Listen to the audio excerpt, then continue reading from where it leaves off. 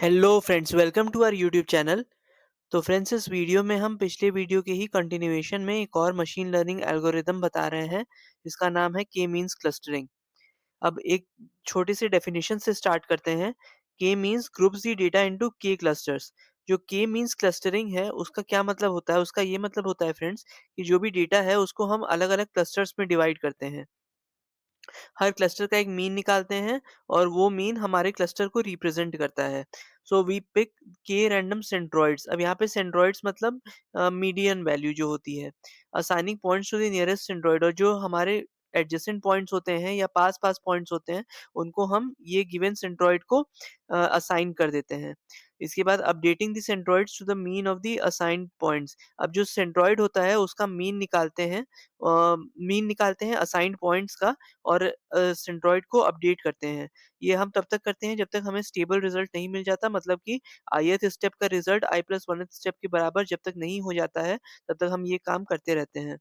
It minimises the with in cluster variance. इससे क्या होता है, जो विद इन क्लस्टर वेरिएंस होता है उसमें कमी होती है। अब अगर हमें स्काईकिट लर्न को यूज़ करके इसे एक्सप्लेन करना पड़ा, तो सबसे पहले हम इंस्टॉल करेंगे नमपाई, मैटप्लॉटलिब और स्काईकिट लर्न।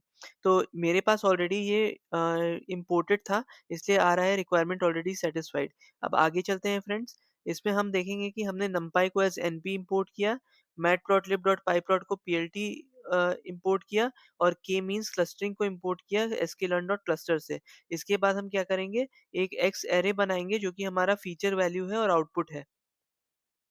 के मीन्स हम क्या करेंगे, के मीन्स मॉडल बनाएँगे is equal to K means n clusters equal to 2 random state equal to 42।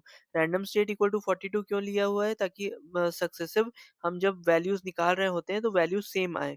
इसके बाद आता है एन क्लस्टर्स मतलब number of clusters equals to 2, मतलब कि 2 सेंट्रोइड्स हमें मिलेंगे। के मीन्स डॉट फिट एक्स, इसका क्या मतलब होता है? ये जो के मीन्स का हमारा ऑब्जेक्ट बना हुआ है उसमें हम फिट फंक्शन को कॉल करते हैं और एक्स जो है वो एज़ एन इनपुट पास करते हैं। Labels equals to K means dot labels underscore. अब लेबल से क्या होता है, लेबल से जो भी हमारा सेंट्रोइड है जो कि रिप्रेजेंटेटिव है उसकी वैल्यू पॉइंट हो जाती है। इसके बाद centroids is equal to K means dot cluster centres. अब इससे इससे क्या होता है फ्रेंड्स, इससे फ्रेंड्स हमारा जो भी क्लस्टर सेंटर है वो अपडेट हो जाता है। इसके बाद हम एक स्कैटर प्लॉट बनाएंगे और उसका टाइटल हम के मीन्स क्लस्टरिंग रखेंगे। पीएलटी डॉट शो करेंगे, तो जब हम पीएलटी डॉट शो करेंगे तो कुछ इस तरीके से हमारा डेटा सेट शो होने लगेगा।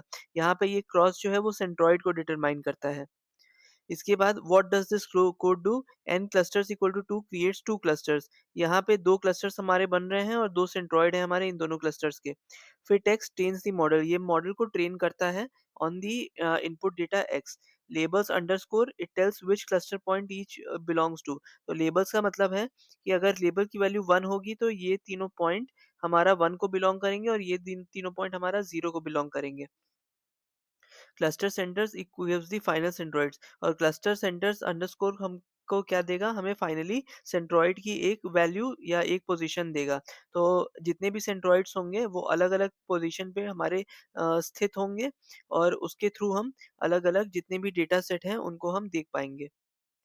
इसके बाद के मीन एल्गोरिदम अगर हमें स्क्रैच से लिखना हो तो हम फॉलोइंग को यूज़ कर सकते हैं। सबसे पहले x को बताएँगे np.array और एक एरे ऑफ वैल्यूज़ पास करेंगे। k इज़ इक्वल टू 2 मतलब 2 क्लस्टर्स इनिशियली हम ले रहे हैं।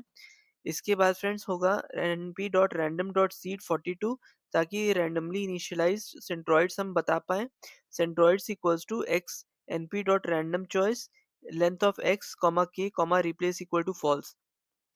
अब 10 नंबर ऑफ इटरेशंस के लिए हम क्या करेंगे, डिस्टेंसेस को मीन स्क्वायर्ड एरर नहीं, square root of the distances calculate करेंगे।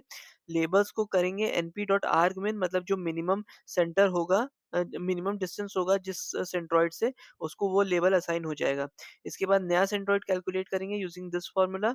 इसके बाद चेक करेंगे कि अगर पुराने सेंट्रोइड्स अगर न्यू सेंट्रोइड्स के बराबर हो गए तो मतलब कि हमारी ट्रेनिंग पूरी हो गई और हम ब्रेक कर देंगे। उसके बाद सेंट्रोइड्स को न्यू अंडरस्कोर सेंट्रोइड्स में इनिशियलाइज़ कर देंगे। इससे हमारा फाइनल सेंट्रोइड्स आ जाएगा और क्लस्टर लेबल्स आ जाएगा, जैसे कि आप ये देख सकते हैं। अब चूज़िंग द बेस्ट के, बेस्ट के चूज़ करने टाइम हमें ये डिसाइड करना पड़ता है कि कितने टोटल क्लस्टर्स बनेंगे। इसके लिए हमें विदिन क्लास स्कैटर मैट्रिक्स जो होती है उसको देखना पड़ता है कि उसमें कितनी दूरी पे हमारे डेटा पॉइंट्स लाई कर रहे हैं। तो ये था फ्रेंड्स हमारा के मीन्स क्लस्टरिंग एल्गोरिथम।